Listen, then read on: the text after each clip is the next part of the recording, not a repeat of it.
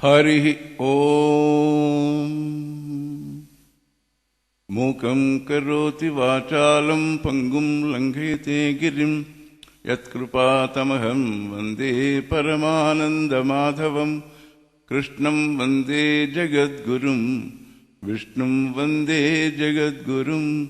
సర్వోపనిషదో గావో దోగ్ధా గోపాలనందనః పార్థో వత్సః సుధీర్భోక్తా దుగ్ధం గీతామృతం మహతు.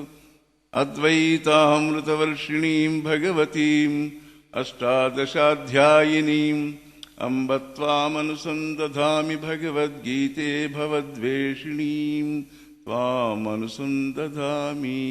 ఓం తత్సత్. ఓం కృష్ణం వందే జగద్గురుం. సత్సంగ సభ్యులకు పునః స్వాగతం. గీతను పట్టుకో, ముక్తిని అందుకో, ఇది గీతాచార్యుడు చెప్పింది. నేను ఒకనాడు వెంట్రిలాక్విజం అని బొమ్మలతోటి మాట్లాడిస్తూ ఉంటారు చూడండి, ఆ షోకి వెళ్ళా. అక్కడ ఒక అతను బొమ్మతో మాట్లాడిస్తున్నాడు. ఆ బొమ్మనేమో వాడు జూనియర్ అని పిలుస్తూ ఉంటాడు, వీళ్ళేమో సీనియర్ అని పిలుస్తుంటారు. వాడు ప్రేక్షకులను చాలా బాగా ఆకట్టుకుంటున్నాడు. నేను కూడా ఒక చోట కూర్చుని వింటున్నాను. వాళ్ళిద్దరు సంభాషణ ఇలా ఉంది. సీనియర్ అంటున్నాడు, ఒరే జూనియర్, ఈ ప్రేక్షక మహాశయులందరికీ వందనం పెట్టరా అన్నాడు. జూనియర్ అంటాడు, నేను పెట్టను గాక పెట్టను. అదేమిట్రా అలా అంటావు? ప్రేక్షకుల్లో వేదాంతాలు చదివిన వాళ్ళు ఉన్నారు, పురాణాలు చదివిన వాళ్ళు ఉన్నారు, తర్క వ్యాకరణ పండితులు ఉన్నారు, లౌకికంగా పెద్ద పెద్ద పోస్టుల్లో ఉన్నారు, జడ్జిలు, లాయర్లు, ఇండస్ట్రియలిస్టులు, సైంటిస్టులు, ఆర్టిస్టులు మొదలైన వాడు. అంత పెద్దవాళ్ళు ఉంటే నువ్వు వందనం పెట్టనంటావు, సభకు వందనం పెట్టాలి కదా, అని చేత నువ్వు జాగ్రత్తగా మాట్లాడు అంటే, సరే అయితే నాకేంటి, వాడు పెద్ద పెద్ద పోస్టులో ఉంటే నాకేంటి అన్నాడు వీడు జూనియర్. వారు ఎందుకు కనీసం గౌరవం ఉండాలి కదరా అన్నాడు వీడు సీనియర్. వాళ్ళు పెద్దవాళ్ళు అనడానికి ప్రూఫ్ ఏమిటి? అదేమిట్రా ప్రూఫ్ అడుగుతావు? వాడున్న పొజిషన్స్ అలాంటివి. ఒక ఆయన జడ్జి, ఒక ఆయన లాయర్, సీనియర్ లాయర్, ఒక ఆయన పండిత్ సంగీత సామ్రాట్, ఒక ఆయన వేదాంత సామ్రాట్, వేదాంగ పండిత స్మార్తాండ్లు, ఒక ఆయన జర్నలిస్ట్, ఒక ఆయన ఇండస్ట్రియలిస్ట్, ఒక ఆయన ఆర్టిస్ట్. ఏంటి వీళ్ళందరినీ నీ పొగరు కట్టిపెట్టి నువ్వు హాయిగా నమస్కారం పెట్టి అందరికీ అంటే, సరే నువ్వు చెప్పింది అక్షరాలను నిజం అనుకుందాం. అయితే కానీ ఇంకా ఏమిట్రా కానీ? ఏమి లేదు. నేను ఒకటి చెప్పగా విన్నది ఏమిటంటే, నారద మహర్షి సనత్ కుమార్ దగ్గరికి వెళ్ళాట. వెళ్ళి, అయ్యా నాకు వేదాంగాలు వచ్చు, చతుషష్ఠి కళలు వచ్చు, మంత్రతంత్ర యంత్రాలు అన్నీ తెలుసు, అన్నింటిలో మంచి ప్రావీణ్యం ఉంది, కానీ నాకు ఈ జన్మ మృత్యు జరావ్యాధి దుఃఖం ఎలా పోతుందో తెలియటం లేదు. ఎవడో ఒక ఆయన చెప్పాడు హాయిగా దుఃఖాలు పోతాయంటే, ఆత్మను తెలుసుకుంటే దుఃఖాలు పోతాయని చెప్పాడు. ఆత్మ అంటే ఏమిటో తెలియచేయండి అని చెప్పేసి ఆయన ఆ నారద మహర్షి సనత్ కుమార్ని అడిగట. ఆత్మజ్ఞానులకు నేను నమస్కారం పెడతా, అంచేత ఈ ప్రేక్షకుల్లో ఎవరికైనా ఆత్మ అన్నది తెలుసేమో అడుగు. సీనియర్ అన్నాడు, ప్రేక్షక మహాశైలరా చూసారా మా జూనియర్ ఏం చెప్తున్నాడో?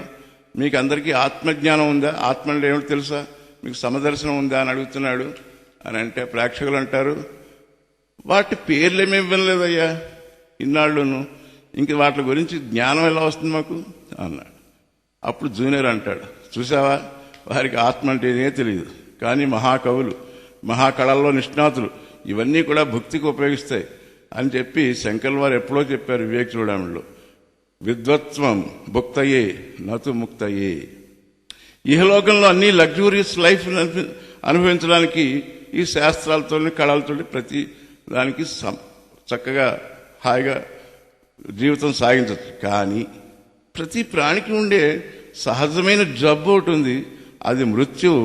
దాని నుంచి తప్పించలేవు కదా. హరిశ్చంద్ర చక్రవర్తి కాటికాపరులుగా ఉన్నప్పుడు చెప్పిన పద్యాలు ఎప్పుడైనా విన్నావా నువ్వు? శ్మశాన స్థల్లో పెద్ద చిన్న, రాజు పేద, ధనికులు దరిద్రులు, అందం కురూపం అన్ని సమానం చేసేస్తున్న బుల్డోజర్ లాగా. ఎన్నో ఏళ్లు గతించినవి కానీ ఈ అంత శయనించినటువంటి మందభాగ్యులు ఒక్కండు లేచిరాడే, అనంత నిధలో మునిగిపోయాడే అని ఆ హరిశ్చంద్రుడు వాపోతాడు. అప్పుడు శ్రీ శంకర్లు కూడా తమ భజగోవింద శ్లోకంలో మాకురు ధనజన యవ్వన గర్వం హరతి నిమేషాత్ కాలః సర్వం మాయామయమిదమఖిలం హిత్వా బ్రహ్మపదం త్వం ప్రవిశ విదిత్వ అని చెప్పి నీ ధనం కానీ నీ ఇన్ఫ్లుయెన్స్ కానీ నీ యొక్క యవ్వనం కానీ ఇవన్నీ కూడా కాలం క్షణంలో నిన్ను బికారం చేస్తుంది, క్షణంలో నిన్ను చంపేస్తుంది, క్షణంలో నిన్ను పాపను చేసేస్తుంది. అంచేత నువ్వు ఎంతో మంది మహానుభావులు ఇప్పుడు కోట్లకు అధికారులు అయినటువంటి వాళ్ళు జైళ్లలో ఊచలెక్క పెడుతున్నారు, చూసావు కదా. ఒకప్పుడు బంగారు పళ్ళెంలో బంగారు స్పూన్లతో బంగారు సింహాసనం మీద కూర్చుని బంగారం స్పూన్తో తినేటువంటి మహానుభావుడు తినేది ఉప్మావే అనుకోండి, కానీ ఇప్పుడు మట్టి కట్టుకుపోయిన జైలు సెల్లో చెప్పకూడదు తింటూ ఉండడం చూసావు కదా. ఈ కాలం అనే రాక్షసి పదఘట్టల కింద పడని వారెవరు? ఒక్కడు లేడు. ఆవిడ మహాశాస్త్రజ్ఞుడు కావచ్చు, లోకజ్ఞుడు కావచ్చు, యోగీశ్వరుడు కావచ్చు, అత్యంత నీతిమంతుడు కావచ్చు, దుర్మార్గులు కావచ్చు, పసివాళ్లు కావచ్చు, మధ్య వయస్కులు కావచ్చు, రాజ్యాధి నేతలు కావచ్చు. ఈ కాలమనే మృత్యు సర్పం నోటిలో పడకుండా తప్పించుకోగలరా? ఆయన చేత ఎన్ని విద్యలుండి ఏం ప్రయోజనం, ఎంత పెద్ద పోస్టులో ఉంటే ఏం ప్రయోజనం? అంతా మృత్యుతో సమాప్తమైపోతాయి. ఒక పడవలో ఒక మహాశాస్త్రజ్ఞులు ఎక్కేట పాపం నదిని దాటాలని. దాడుతూ అన్నట్టు పడవవాడితోటి, అయ్యా నీకు వ్యాకరణం వచ్చురా నాయనా అన్నట్టు. రాజస్వామి అన్నట్టు వీడు. అయ్యో నీ జీవితం అంతా పావు వ్యర్థమైపోయింది కదరా అన్నట్టు. పోన్లేండి అన్నట్టు వీడు. పోనీ నీకు జ్యోతిష్యం వచ్చురా అన్నట్టు. రాజస్వామి అన్నట్టు. అయితే నీ జీవితం సగం వ్యర్థమైపోయిందిరా అన్నట్టు. సరే ఒరే అబ్బాయి నీకు కంప్యూటర్ సైన్స్ తెలుసా అన్నట్టు. రాసారు ఎలా వస్తుంది మాకు, ఏదో పొట్టగొట్టు కోసం ఈ పనులు చేసుకుంటున్నాం, మాకేమొస్తుంది చెప్పండి అన్నట్టు యథాప్రకారంగా. అయితే నీ ముప్పాతికి జీవితం వ్యర్థమేరా అన్నట్టు ఆ పండిత మహాశయుడు.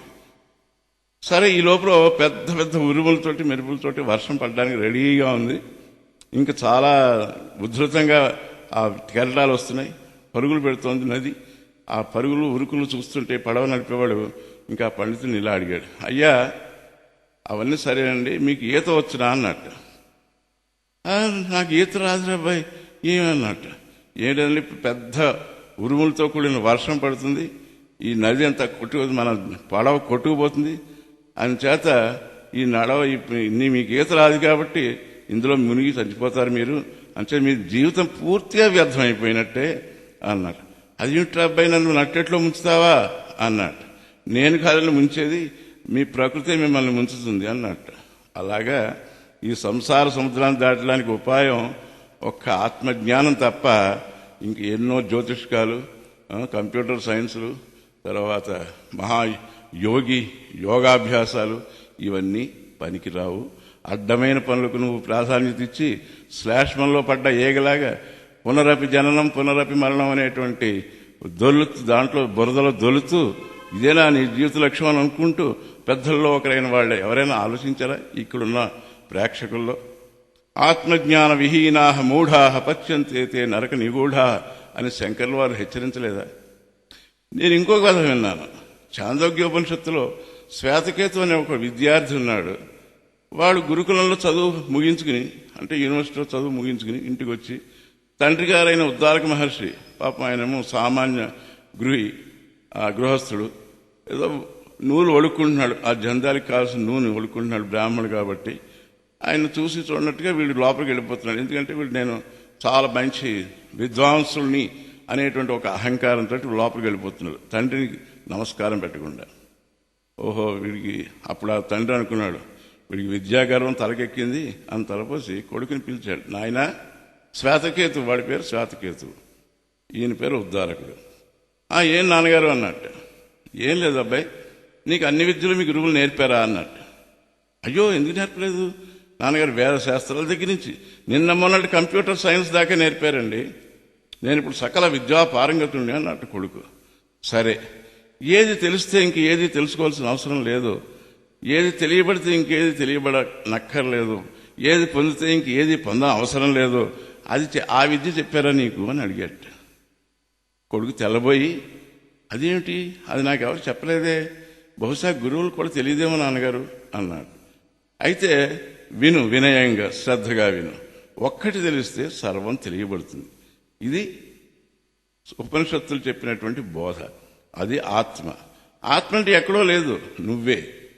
ఆ బ్రహ్మం అన్నారు. దాన్ని బయట చూస్తే బ్రహ్మం అన్నారు, లోపల చూస్తే ఆత్మ అన్నారు. దాన్నే సత్ అన్నారు, దాన్నే ఉనికి అన్నారు, దాన్నే చిత్ అన్నారు, దాన్నే ఎరుక అన్నారు. అదే అన్నింటికీ మూల కారణం. అది తెలిస్తే దానికి ఎఫెక్ట్స్, కాజ్ తెలిస్తే ఎఫెక్ట్ తెలుస్తుంది కదా. అంచేత కాజ్ అండ్ ఎఫెక్ట్ థియరీ నీకు బాగా తెలుసు కదా. అంచేత ఈ ఎఫెక్ట్ అయినటువంటి జగత్ అంటే ఈ కనిపించే దృశ్యం అంతా కూడా తెలియబడుతుంది.